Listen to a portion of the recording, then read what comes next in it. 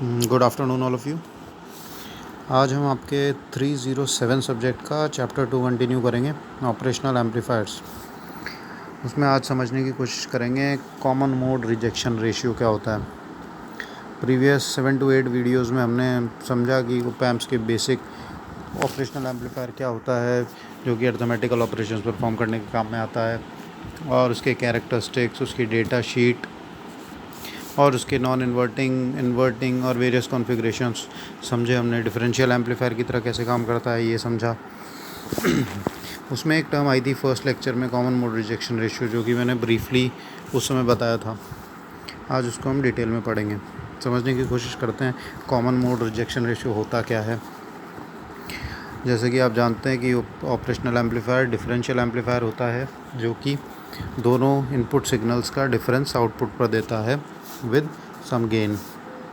तो V1 और V2 दो इनपुट सिग्नल्स हैं, इन्वर्टिंग और नॉन इन्वर्टिंग, और इसका आउटपुट होगा V out is equal to open loop gain A into V1 minus V2।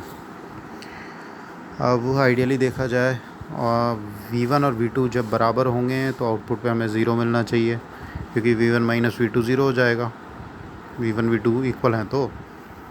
But ऐसा होता नहीं है, आउटपुट पे कुछ फाइनाइट वैल्यू मिलती है हमें। अब सपोज़ कीजिए V1 और V2 इक्वल हैं, तो हम उन दोनों नॉन इन्वर्टिंग और इन्वर्टिंग को शॉर्ट करके एक वोल्टेज दे देते हैं V, जो कि common mode input voltage VCMI से डिनोट करेंगे। और आउटपुट जो हमें मिलेगा वो आइडियली ज़ीरो होना चाहिए, पर होता नहीं है। वो आउटपुट हम डिनोट करेंगे VCMO, ओ का साइन लगा देंगे आउटपुट के लिए।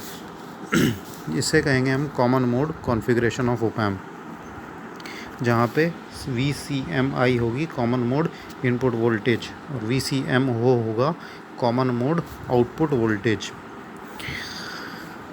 अब अगर कॉमन मोड गेन देखना हो तो वो क्या होगा, output voltage upon input voltage.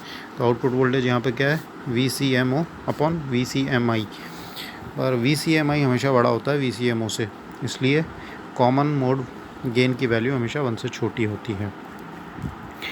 अब चलो इसको देखते हैं हम डिफरेंशियल कॉन्फ़िगरेशन में। डिफरेंशियल कॉन्फ़िगरेशन में जैसे आप जानते हैं कि V1 और V2 दो अलग अलग सिग्नल्स हैं जिसकी वैल्यू इक्वल नहीं है, तो क्या होगा आउटपुट होगा V out is equal to A into, मतलब open loop gain into V1 minus V2। अब हम V1 और V2 के डिफरेंस को VD मान लेते हैं, डिफरेंशियल सिग्नल, और उसको दे देते हैं इनपुट पर। तो आउटपुट हमें क्या मिल जाएगा, V output is equal to A into VD। A होगा आपका कॉमन मोड नहीं, आपका ओपन लूप गेन हो जाएगा इंटू VD। बट जब आउटपुट में देखेंगे आइडियली तो ये होना चाहिए इंटू VD, बट प्रैक्टिकली क्या होता है, एक फैक्टर और पिक्चर में आ जाता है, V not is equal to A into VD plus VCM into VCMI, जो कि हमने प्रीवियस पढ़ा था। Common mode gain, common mode output और आ जाएगा, तो V आउट हो जाएगा total A into VD plus ACM into VCMI। इसकी वैल्यू इट इज़ डिज़ायर्ड कि जितनी स्मॉल हो उतना अच्छा है। अगर कॉमन मोड रिजेक्शन रेशियो देखा जाए तो क्या होगा फिर इस हिसाब से, AD अपॉन ACM, मतलब कॉमन मोड गेन को divide AD differential gain upon common mode gain, इन दोनों का रेशियो CMRR कहलाता है।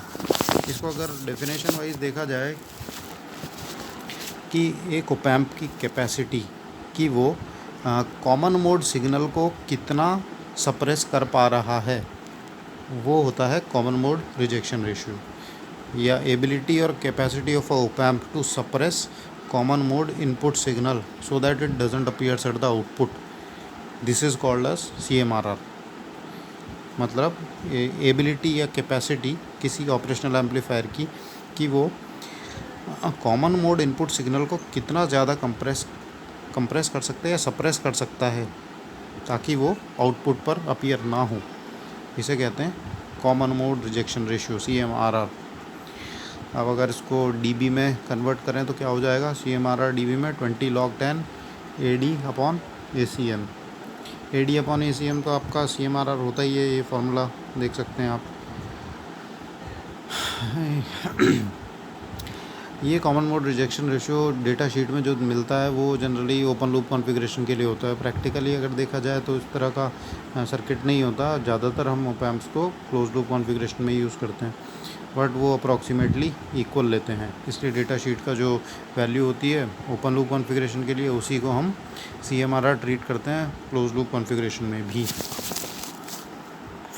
ये ओपन लूप जब हमने पढ़ा था कि ये कॉमन मोड सिग्नल जो होता है, कॉमन मोड सिग्नल बेसिकली कहाँ से आता है, जब बहुत high value of electromagnetic field apply करते हैं तो दोनों के बीच में कुछ नॉइज़ होती है, वो हमको आउटपुट पे मिल जाती है। दोनों इनपुट्स के बीच की नॉइज़, ये हाई फ्रीक्वेंसी, ये लो फ्रीक्वेंसी में भी होता है, और जब high value of electromagnetic field apply करते हैं तब भी आउटपुट पे मिलता है। तो इसे कहते हैं हम कॉमन मोड, मतलब कॉमन मोड आउटपुट। और जब डिफरेंशियल एम्पलीफायर में देखते हैं तो आउटपुट वोल्टेज में ये फैक्टर और काउंट हो जाता है। इस फैक्टर को मिनिमाइज़ करना ही कॉमन मोड रिजेक्शन रेशियो का काम होता है। मतलब ये फैक्टर आउटपुट में अपीयर ना हो किसी भी ऑप एम्प की, इसको सप्रेस या इसको हटा देने की capacity common mode rejection ratio कहलाती है। ये तो हुआ आपका CMRR। होप आपको समझ में आ गया होगा। Thank you for listening.